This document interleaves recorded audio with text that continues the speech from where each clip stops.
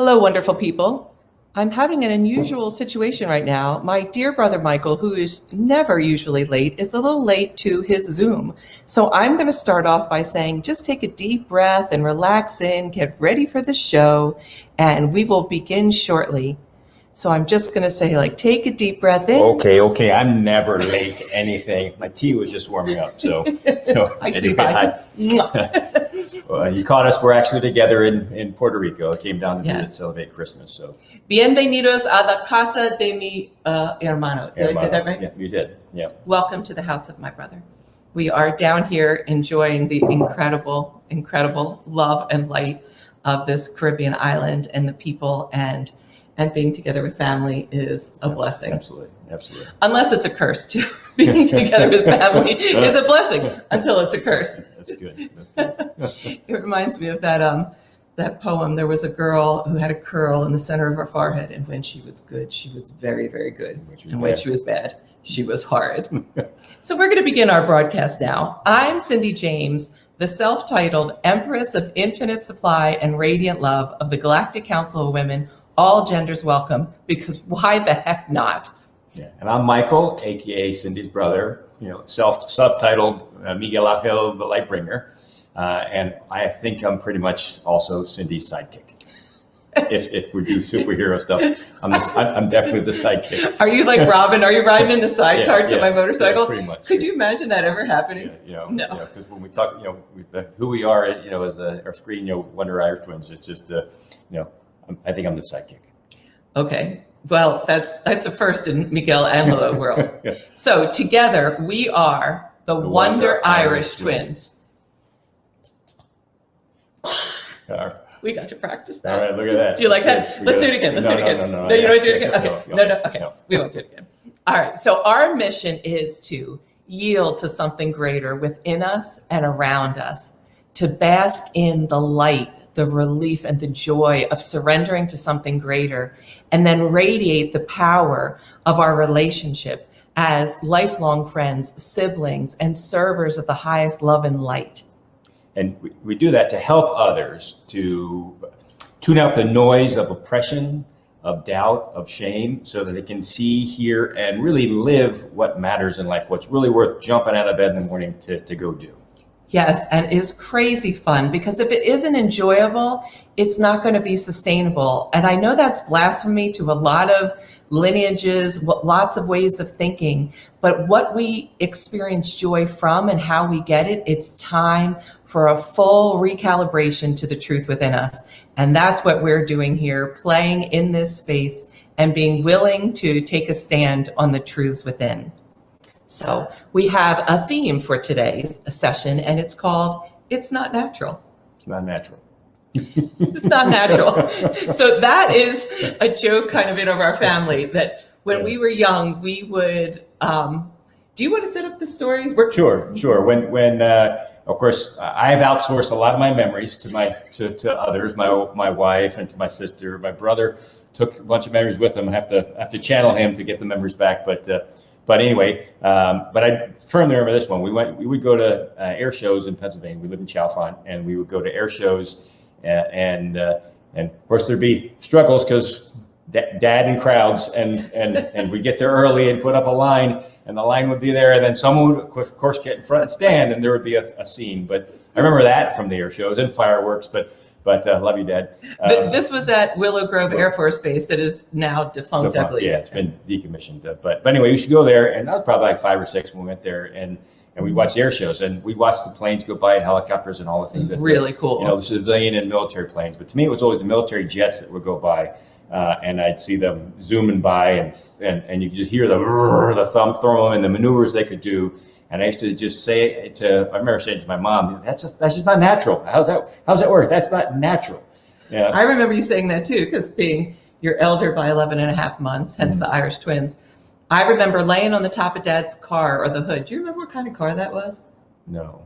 I'm going to say Chevy Impala. I was going to say Impala. Are you going to say Impala? Like a blue Impala. Yeah. And us, it was so cool to be able to be on the lid. What's that called? The hood. The hood. Thank you. I'll remember the past. You remember present grammar. And feeling the feeling of the vibration when those planes would go over us, and thinking like, how could that happen? And then Mike always saying, it's not natural. As a young kid, how does that big piece of metal get up there? Yeah, and how does it, it fly through the sky? It's heavy, it makes noise, it goes supersonic, or goes up really high. It just, to me, was just a maneuver. It's just weird. So I always say it's not natural. Mom would say, "Oh, honey, it's okay. Don't worry about it," or something like that. Nothing explaining or anything, but she would just say it's okay. Our mom was a really good at that. Just saying, "Don't worry." Why? Just because. And actually, that's real spiritual wisdom. Just don't worry because you shouldn't yield to something greater. Yeah. In the slideshow that I did, I feel like I'm a teenager, totally well. When I said, thank you for being a friend, I did a montage that's on YouTube of Mike and I growing up, the Wonder Irish twins. One of the very young pictures of us is individual, each of us individual, but our first plane flight to Detroit to visit the Grahams, I think. Yeah, I think it was, yeah. Was it the Grahams? Well, anywho, with our little tiny food plates in front of us. You're wearing a blazer at 3 years old. Oh, yeah. It was when you had real seating and coach and real trays and food. Yeah. Yes, real trays and food, and people got dressed up and didn't have to wear masks. But I don't remember that flight, actually. I don't either. Yeah. No. Just the photos. And there's a picture of us with Steve, and Amy wasn't on the scene yet, riding our bikes and trikes outside in the winter. That was from that visit, I believe. Yeah. Yeah. So that was our first plane flight, but I don't remember that. The first plane flight I remember was when we moved to Texas, when we flew to Dallas. In college. I went to Florida once before that. Once again, it still felt, wow, I was just enthralled by the plane flying and what it does, and and how difficult it must be to fly it and make it and maintain it and defy the laws of nature. It's not natural to do it. So we're in college now. Mike and I went to the same college for a reason we'll tell at another time. Yep. And so did Steve, by the way, for not a convoluted reason, just like he was just going to follow and be together, which was a great, great choice. And I was 2 years ahead of Mike because that's what they did back in the day. The girls started earlier and the boys started later. And maybe that still happens now. And I guess, when did you decide? Was I already in law school then? I must have been in law school. Well, yeah, I think it was my senior year when I finally decided. So then I was definitely in law school. I'd graduated. Yeah, but so I was supposed to go to law school too. I studied I did the LCATs and I took the test for it. And but two things happened. The movie Top Gun came out, and I remember seeing that movie. Look at that face. Look at that face. Do you know how many times in my life I've heard, including recently, he looks like Tom Cruise in Top Gun, but better. Yeah. Sorry, Tom, but better. For sure. Yeah, I'll take it. I don't know. I'd be Tom Cruise. Can I segue just for a second, because that's what I do. My sister and I were talking yesterday, and Mike was helping his wife, who had gone to visit their daughter in Seattle, get back. More airplane stuff. Yeah. More airplane stuff. And the amount of devotion, care, love, and attention to that whole process while on the phone with her, and I don't know if we told you this. Did we tell you this? We were in the kitchen and we're like, we all need a Mike. We all need a Mike. Can we clone him? But not like brother clone. Can we clone him? And then when we got in the car to go somewhere yesterday, it was like, could you train men, please, on how? And there's a guy named John Wineland that is training men to be powerful men who know how to love fully. Wow. And you are a living prototype of that. Well, you might want to get my wife's list of critiques. Yeah, I have first. heard those things too. So Top Gun happened. I saw Top Gun, and then we're talking about my wife. I met this young lady who I fell in love with and married, and during that that's phase, another story too. And married. Yeah. And then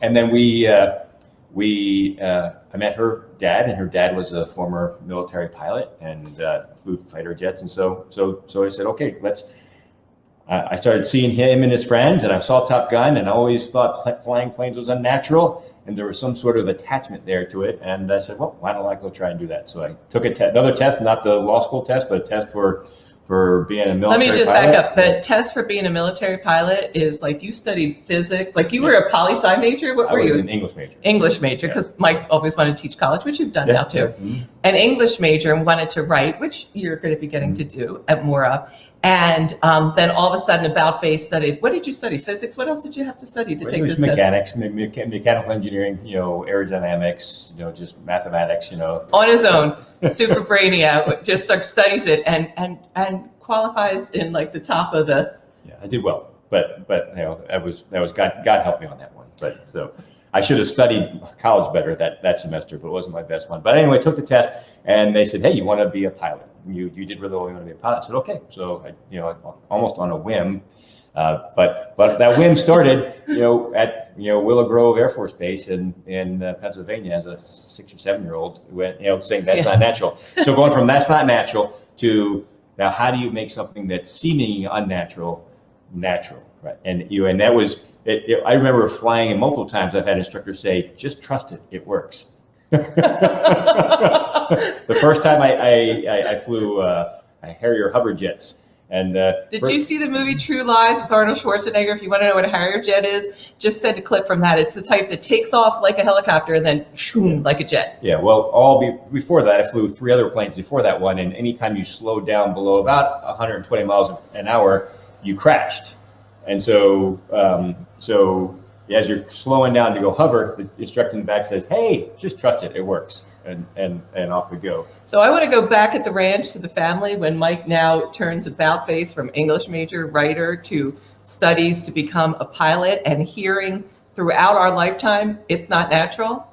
I mean, that, like, having you go into like flight training officer candidate, whatever you were doing back then, was something that I think that I knew that my self-imposed limitations about not understanding how something worked and my fear around loved ones getting hurt or leaving this realm really reared up. You might not have remembered, and I might not have told you very much, but there was definitely talk behind the scenes in the family. You know how families do. Can you believe what so-and-so's doing? Oh, what so-and-so's doing. We had some of that, like, did he do this? Is this right? And then what branch of the military you were going to go into was a thing too. Mm-hmm. I remember that as well. Our dad was in the Air Force for a snippet in his early life. Army. Air Force. Army. We'll have to ask him.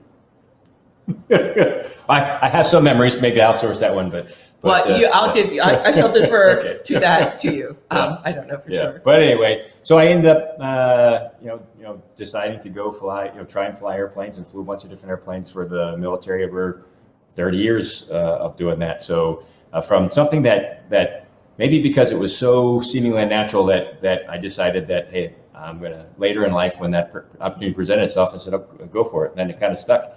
It was a good job. It was a good life. I certainly enjoyed it. So, well, the point of us telling this story, other than it's fascinating, is that these things that we say that are not natural, that what I would say is not natural, what people say it's not natural, it maybe is just not conceived of it, or our little brain is used to keeping ourselves safe and secure in a way that limits rather than grows, and it forfeits the whole purpose of our incarnation.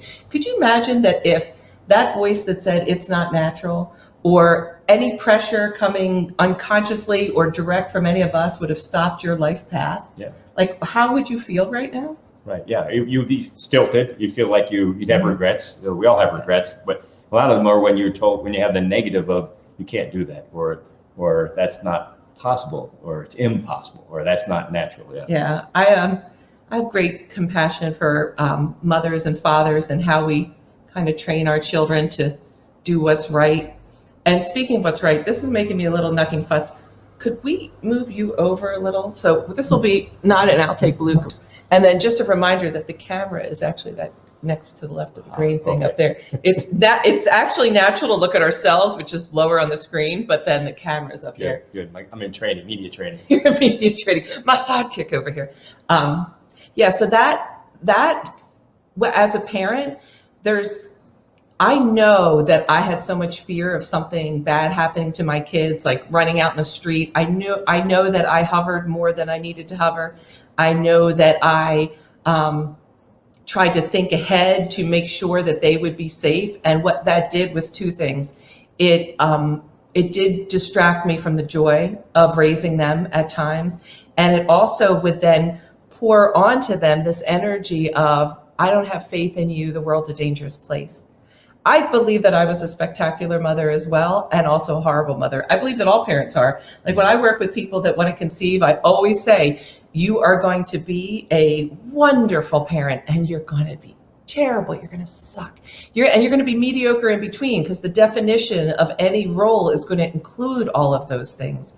The success of it depends on how we interface and how we have compassion and don't judge and allow the situation to unfold naturally. Mm-hmm.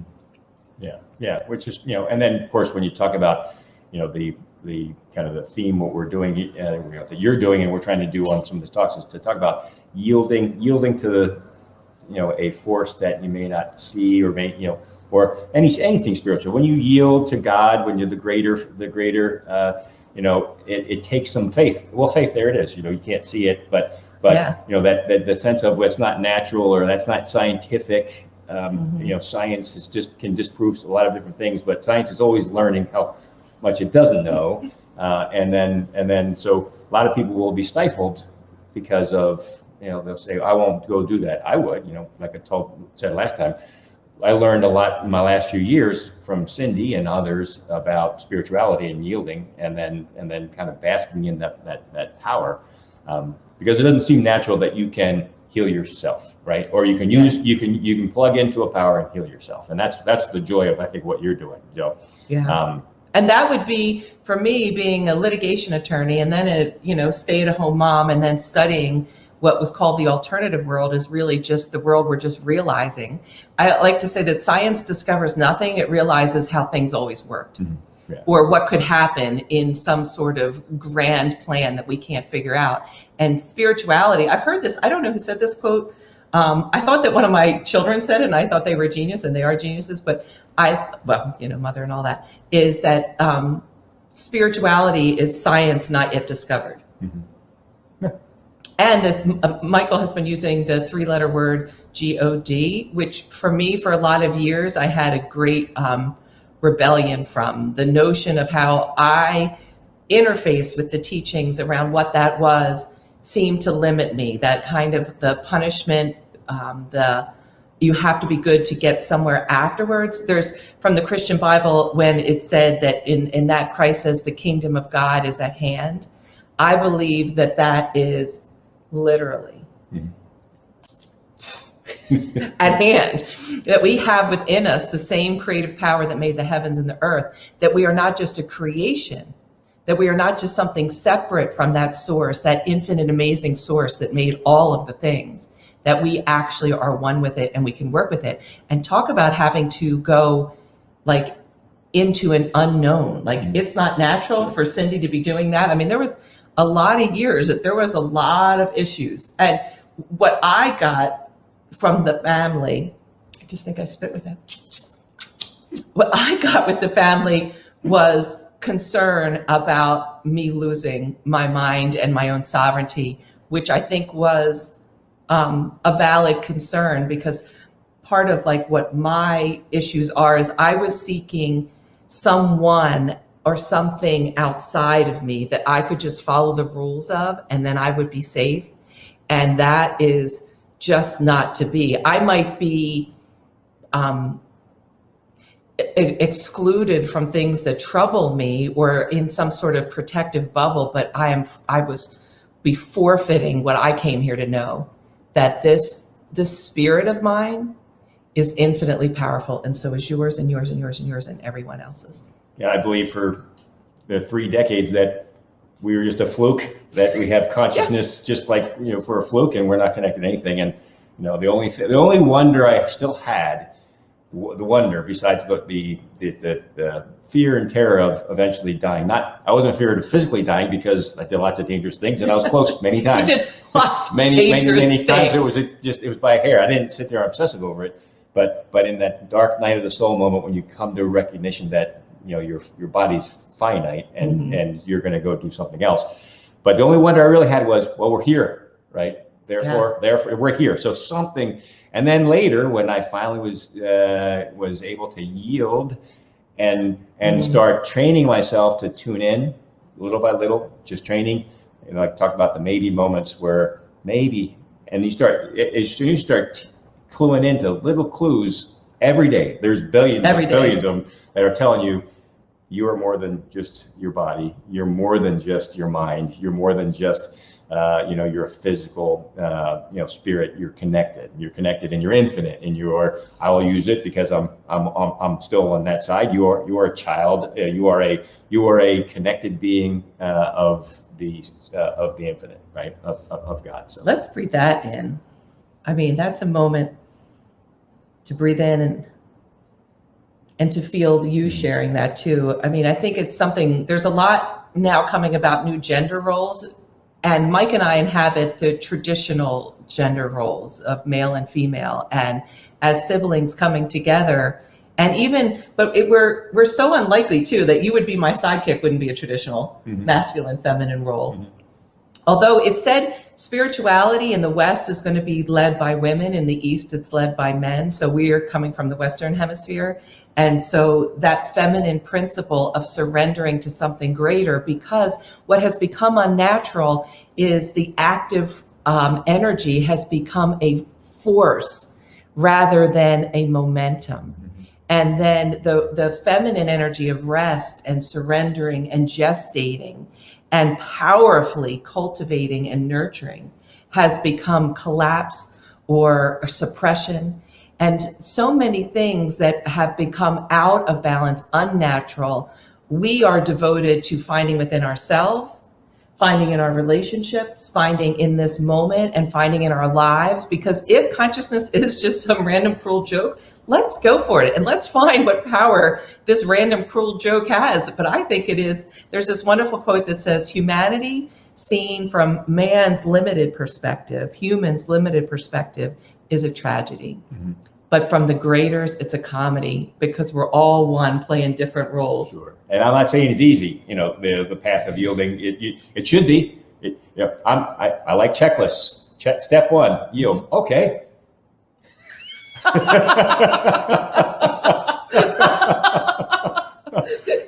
All right.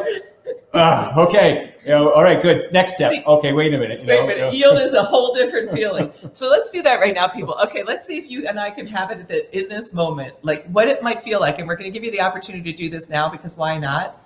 Like, what does yielding feel like to you? So I'm just going to sit straight, and I'm not going to close my eyes, but you can, or keep them open. And just for a moment, let yourself imagine that I am yielding to something greater within me and around me.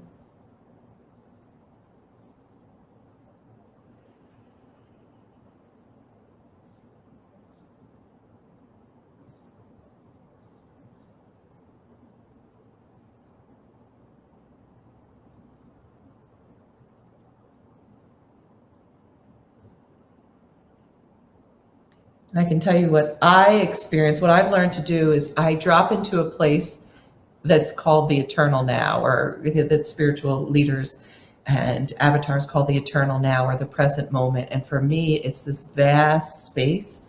And I like fluff down on this white down, infinite gravity-less comforter. And I'm just held. Not Cindy the personality so much, but Cindy all that I am. And I tell you, it is a great place. My image was, and I do this for a couple of things, like when I'm having trouble sleeping, but my image for yielding, and I used it yesterday, we may talk about that later, yes, was the feeling of having fallen asleep on the couch or whatever as a kid, and your mom or dad grabbing you and putting you over the shoulder and holding you and walking you up to bed, right? And you could, and that warm comfort of just doing that. And then, when I yield to the greater, I just feel the glow of, Christ or Baba or whoever you're to me, you're just God, Jesus, Buddha, Baba, Science, Nature, all, Ram. all those ones, anything that you can believe that has got you, right, and that you are part of, and that's kind of where I go. But what I just did then wasn't yielding.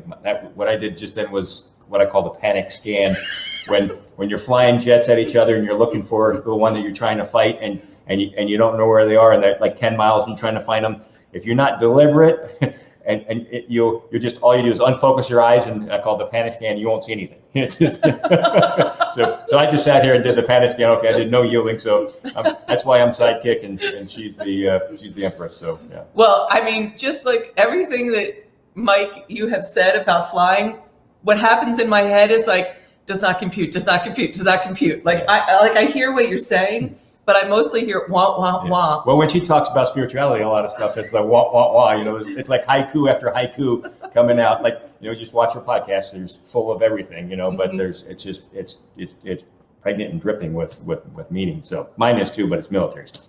But there's turbulence in life, and there's turbulence. There's waves that you have to ride out in your path, you know. So well, and we're going to be moving to the next subject, but I want to share with you before we go on to the next subject is I think the most important thing that my dear brother Michael taught me, you know what I'm going to say, about flying is that I did not enjoy flying. I would get motion sick.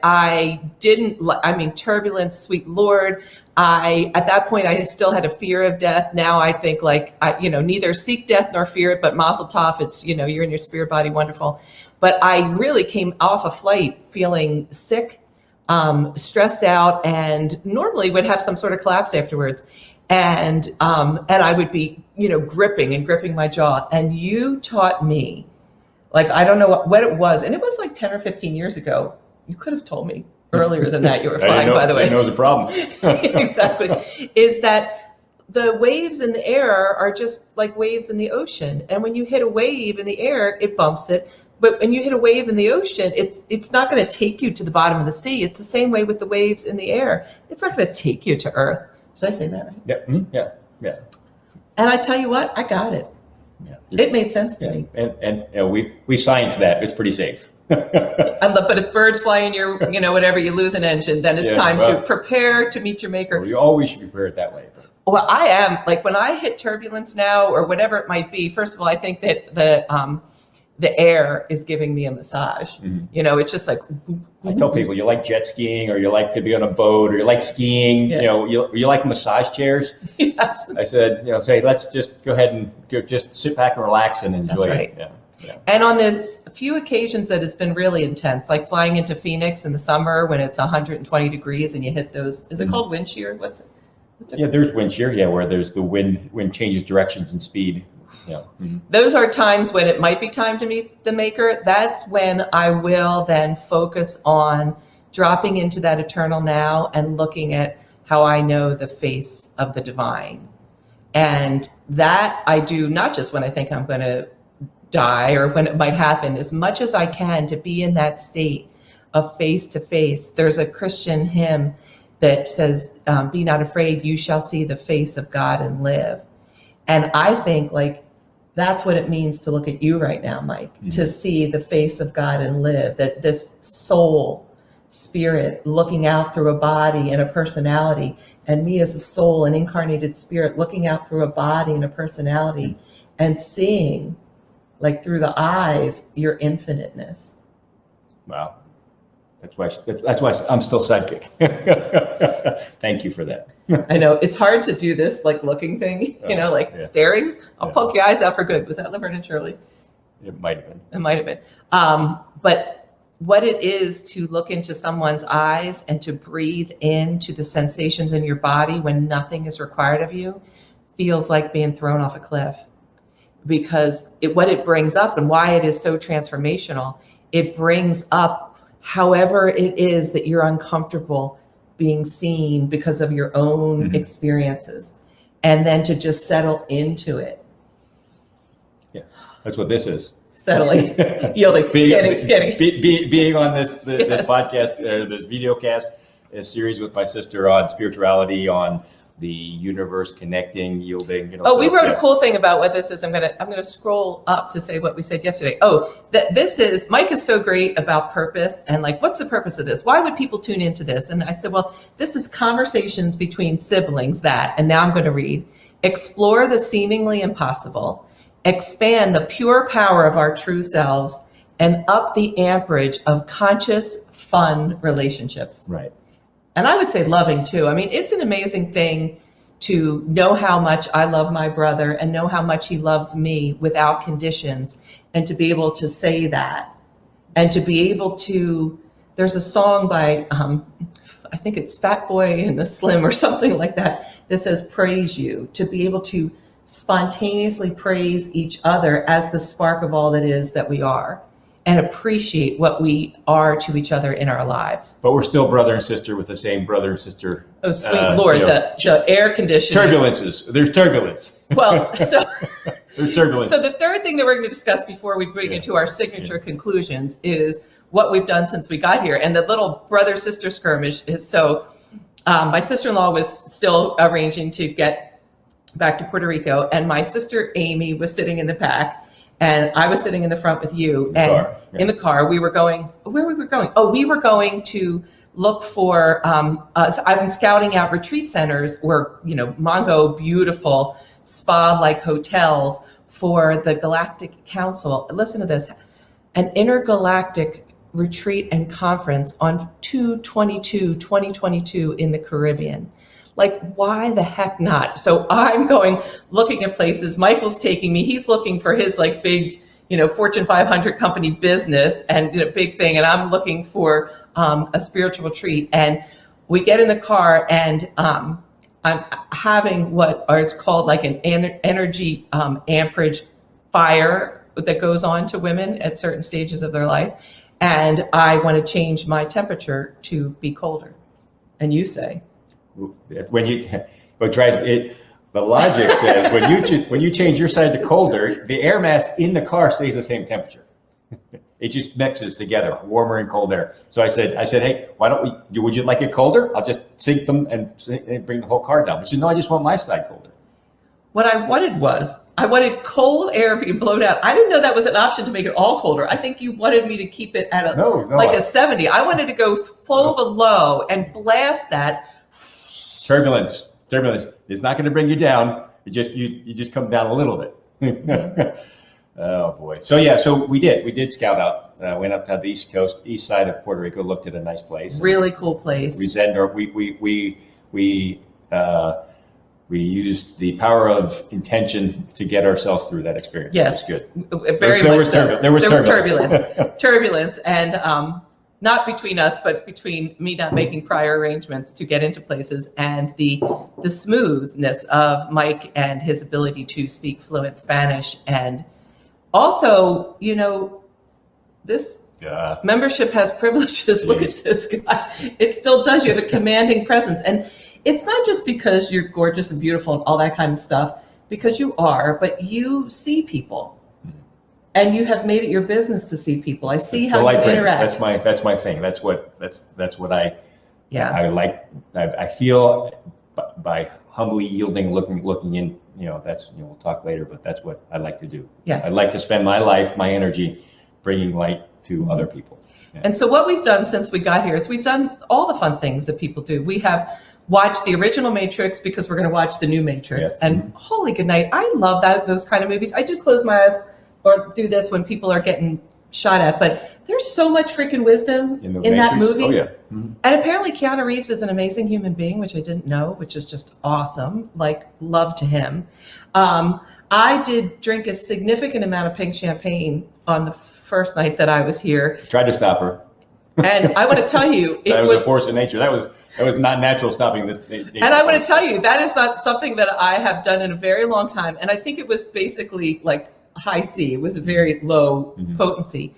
And the reason why I share that is that I don't think anything is sacrosanct. Certainly if you're in a recovery program, then yes, you don't do that. But I think that the divine nature of anything can be cultivated within us, and that we can have experiences and move through it. So I had a lot of pink champagne that night and woke up with the most minimal hangover, and actually better than I had the day before. It was good. So it was a little bit of medicine. Yeah, it was literally a divine wine. Yeah. We floated in the Caribbean waters. Yes, we did. We did healing in the Caribbean waters.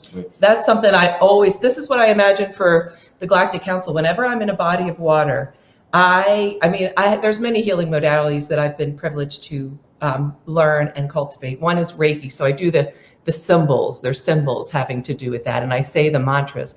And then I say prayers that I know that are of the highest light. And then I just imagine flowing through me, infusing to the precious waters of our planet and to everything that the waters feed, which is everything. The pure love and light of all that is, every time I get in it. And I imagine for the Galactic Conference, what we will be doing, our conferences, will be when we get together in Caribbean waters and just enjoying that. Right. So I did that, and also did some healing on you because you've had some physical stuff going on. Some sinusitis, and I'd say probably long-term COVID challenges. So long COVID. Race.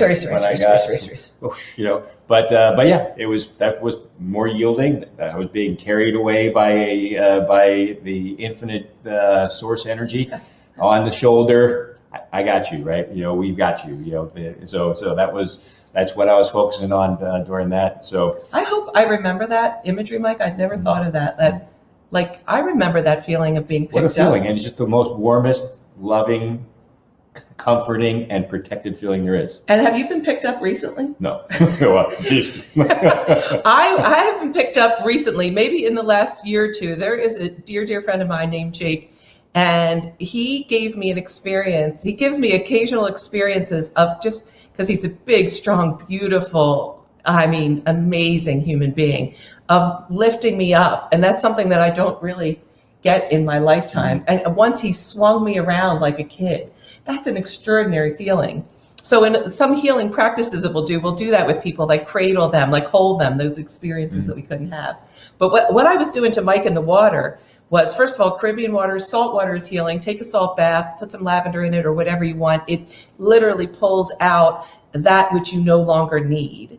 You know, that it helps us let go, just like when you have a good poo, it just lets go of what you've assimilated. And the Caribbean blue waters, and I'm sure Mediterranean waters, and I'm sure the waters in India, all those kind of waters, and the Atlantic Ocean, all of them. I've just been to the Caribbean and feel the power of it.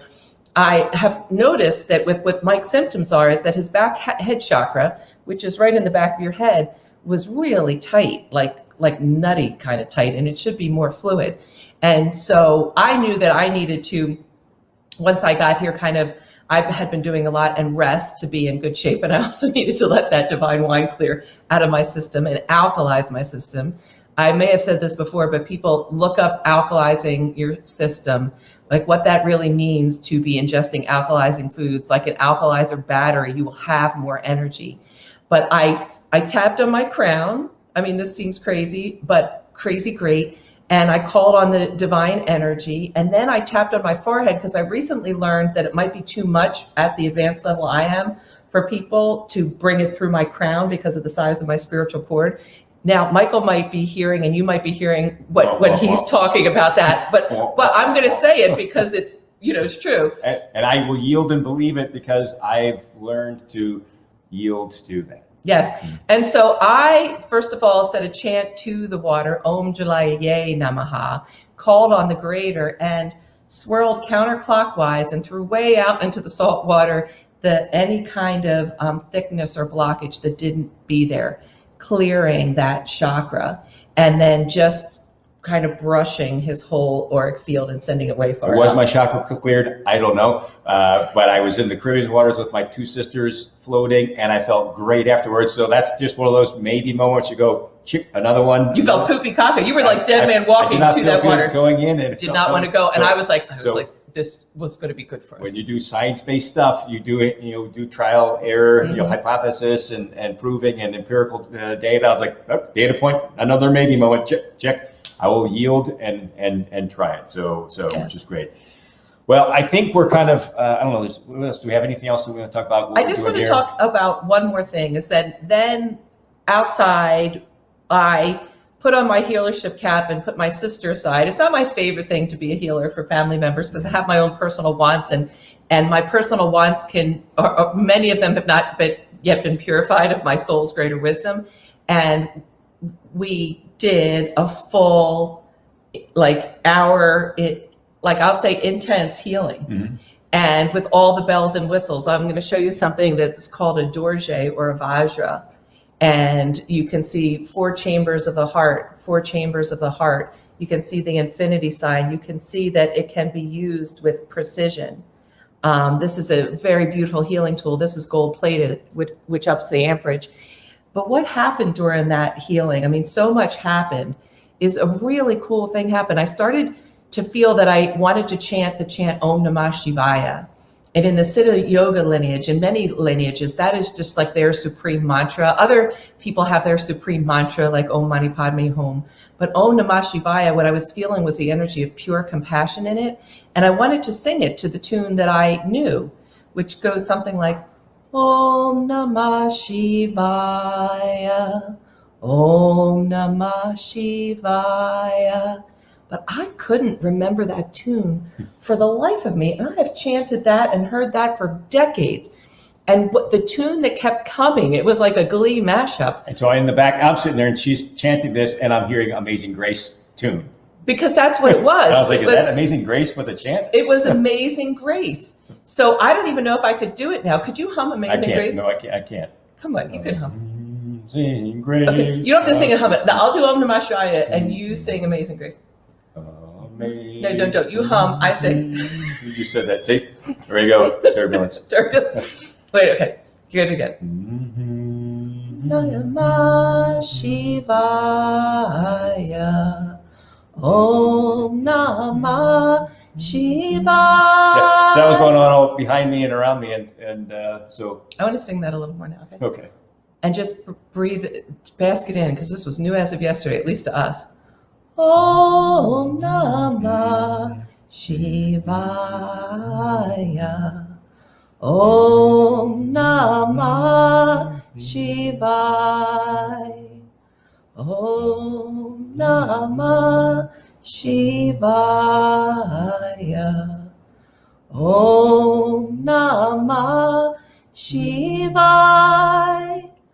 Om Namah Shivaya. Om Namah Shivaya. And I felt crazy great afterwards. Like I was exploding and glowing and I'm plugging in, listening to that, and also plugged into where my faith goes and felt renewed, which was great. And as the healer, when I know I'm not doing anything, but it's coming through me, and I give all the fruits of the action to the greater, to God, to Jesus, to Buddha, to Baba, when my ego doesn't hold on it like mine, because I'll tell you, the ego get a hold of you. When you do good, worse than when you do bad. It's the truth. I felt radiant and whole too, and had to disconnect from what was going to happen afterwards, because then your mind can get in it. Like, how are you going to heal afterwards, or whatever is going to be? Didn't work. Exactly. But that's none of my beeswax. So are you ready, dear brother, to do our signature sign-offs? Well, before we do the signature sign-off, I'm going to, I promised last Wait. No, this is part of our signature sign-off. Okay, it is. We're going to do superpower kryptonite, and then the photo, and then we're going to do the thing. Good. Checklist. Check. Check. Okay. So the first of our two signature sign-offs is superpower kryptonite. I'm going to share the superpower that I'm developing right now is the ability to be everywhere at once, and to be able to be in that eternal now, and to see the past, the present, and the future without a limitation. What my kryptonite is my personality's fear of being alone, of being not enough. There's really still some existential dread that I'm dealing with. And part of me will think like, Cindy, just go lead a normal life. You've got what you need. You can just go lead a normal life. I mean, I could literally move down here with you and just be in Caribbean waters. But I know that would never satisfy me, that I would be forfeiting the purpose of my incarnation. And since I have the superpower of feeling everyone and everything, I feel such pulsing, unconditional power and love that I have to flow it. But I tell you, that can, like a dark night of the soul, cripple me. Like, what does it mean for me? Right. Like, will I, like that song, like, will I be loved by Linda Ronstadt kind of thing. And I am loved. It's a crazy thing. So that's my superpower kryptonite. Good. Well, my superpower that I say is, like I said earlier, that I like to and feel like my mission is to make other people feel better. You can be in the Marine Corps, you can be in a business, you can be in a church, you can be to make other people feel better, serving others by bringing light to them. And that's whether it's energy or fun or, listening or, to do that. I've failed at that, and I've had turbulence, when I've been off course before, but to bring light. And I feel like I've done that, and I look back and you see, okay, yes, it's lining up that groups I've been in, that, or to work together and channel, whatever energy I have to that. My kryptonite, though, is I feel kind of hollow a lot. Like I said, the vessel's hollow. Cindy just showed you a little tool. I feel like I'm more, the light's not within me, and I don't have that all the time. And so what I'm working on, which I fail, is praying and meditating and connecting, trying to make sure that I can be filled up as well. Knowing, not just maybe, but knowing that I am a child of the source, I'm part of the source. I am part of the whole energy, and that we all are, and that we're all connected. We're all brothers and sisters, and everything's connected.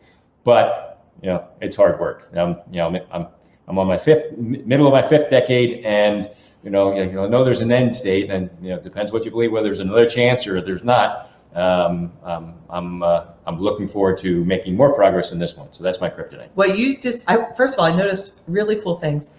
Mike is touching touch your heart center like this when that's like activating your heart center when you're talking about bringing light and love, which is so cool. And then you talked about the hollow here too, as well. There is, like in shamanic cultures, a hollow bone or the flute. We really do want to be the vehicle for the release of the divine light, that it flows through us. We're just a vessel.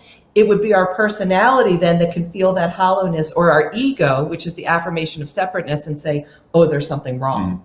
That's with me too. But I noticed that you touched your heart for both of that. That was crazy great wisdom. And the other thing, I just remembered last night, 57 years old, I was pregnant. And I was telling people I was pregnant. I was like, that's pretty amazing. And when you have a dream like that, it's like there's great new life coming. And there is for me, everyone, and there is for everyone that's part of the Galactic Council and everyone that's going to be part of the Galactic Council. Please join us. It's the easiest, most squiggle, less easy form to be part of, and the squiggles are going to change and rise soon, so if you could join as soon as you can, that would be great. But I feel so great about the new life that's coming, so thank you for showing that, and I love your wisdom. Great. That you intuitively, we all have that intuition within us. Anyway, that kind of stuff makes me excited. Italians, we're Irish twins, we're also Italian, talk with their hands, and pilots talk with their hands a lot too. Oh, do they? Yeah, because we're dogfighting, we're doing with airplanes. Okay, so here's the photo. 1, 2, or 3. I picked it, so you don't get it. So Mike's going to show me a photo if you haven't seen our first episode, and then I'm just going to share what I feel about it. Okay, ready? Okay, I'm going to show it to the screen here. So you show it to the screen because first. We're out of printer ink. She's like, you have no printer ink. Sweet Lord. Turbulence. It's turbulence. Here we go. See, there we go. Everyone can see that. Okay, so what is that? So what is that photo? Okay, describe that photo. So that is about 3 years ago. This is what we were doing. Good, that's the ring light in there too. Yeah. Okay, so that is so perfect. It's not natural. So about 3 or 4 years ago, I was visiting Mike in Denver. Mike owned a Grumman Tiger airplane. 4-seater airplane. And he took me out flying into the Flatiron Mountains. And when we got in Colorado, yes. In Colorado, and got into the plane. I mean, it was really fun. I have been very adventurous and learning. And so Mike has always told me to not clench my jaw. Relax your jaw. Because first of all, our mom, we just talked about this the other day, when we went skiing, we used to live in Fairport, New York when we were in high school. My full high school was there. Part of your high school was there. And we went skiing. And once when my mom went skiing, she was so nervous, she broke her jaw from clenching it. And I have a tendency to do that. So she tells me to clench my jaw, but I didn't need to clench my jaw. It was fun. I felt like Fred Flintstone, going up in the plane. And then at a certain point, we're up near the mountains and it's beautiful. And I don't feel scared at all. First of all, I'm not afraid to die anymore. And blah, blah, wonderful. And then Mike says, what did you, I don't even know how you did it. I said, hey, would you put your hands, and you want to fly, put your hands in control and then let you fly. Yeah. And I didn't want to fly. But she did. She put her hands on the control to fly. And then you took your hands away, and then he told me what to do. Now, immediately flashed back to It's a Mad, Mad, Mad, Mad World and Mickey Rooney and Buddy Hackett flying the plane. I am gripping this for dear life. Our jaw is set. And I have a really beautiful friend named Lynn. And years ago, she used to say that Do you ever have a fear that you'll just like drive yourself off a bridge? I'm like, no, but people have that. Like they'll do some crazy thing. I had this fear, like Mike was saying, just like move it like an inch or two, that I was going to do this, and then I was going to kill us. We would have been fine. Yeah. You could have taken that back. Well, I wasn't. First of all, it was not premeditated on my part. I was not prepared, and I did not enjoy it. And when he then took the controls back, and I was in this state, I said, that was not on my bucket list. And I said, well, it was on mine. so it was good. Bastard. And she did great. So it was no problem because it is natural. It's something that you may fear or you have a barrier to, is possible. It's, you can fly an airplane, you can channel energy, you can clear a chakra, you can help others, you can be the Empress and be the Empress. You could be the light bringer. And God's people. But yeah, it was fun. And she asked, well, if you died, what would happen? And I said, well, you'd crash and die. But I mean, okay. I could never been able, like, if something happened to him. But hey, that's like everything, in an airplane, a boat, or whatever. So. And I think I would have enjoyed those last moments. Okay. I would, when I knew I actually was going to die.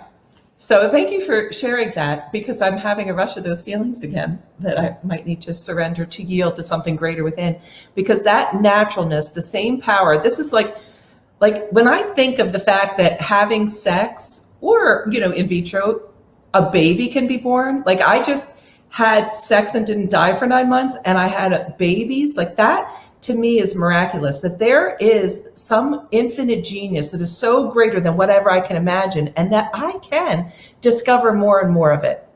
So. Well, I say we just sign off because we're at an hour. We are signing off now. So we're at an hour. But I think it's so perfect because my sister-in-law Tanya and my sister Amy have just come in. Do you think we can do the thing at the end that we were going to do? Because we're going to end with gratitude. Grateful, grateful, grateful, grateful, grateful. Gratitude and appreciation always clears off the muck, and it brings you to new life. So new energy for both. I'm crazy grateful for you. Mike really wanted this to be 22 minutes. That's what I said. 22 a container. 22 minutes. 22 minutes. But I said, but I'm being told now that people want to listen to longer things, but he doesn't, but we don't know. But we were going to let it be what it was going to be. So next time we won't have 3 points of discussion and 2 signatures sign off, maybe just 1 point of discussion.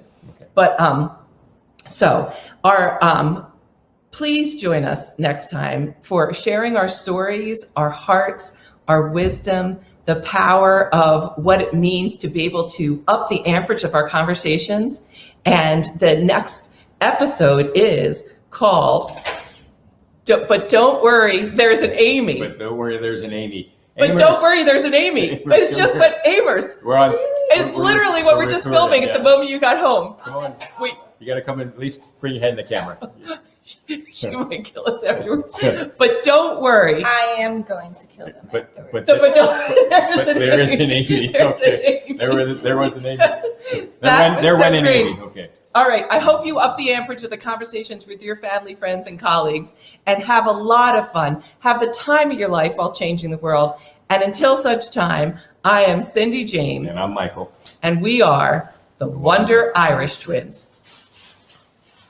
All right. Thank you. There is love. I can't wait to talk about it when things get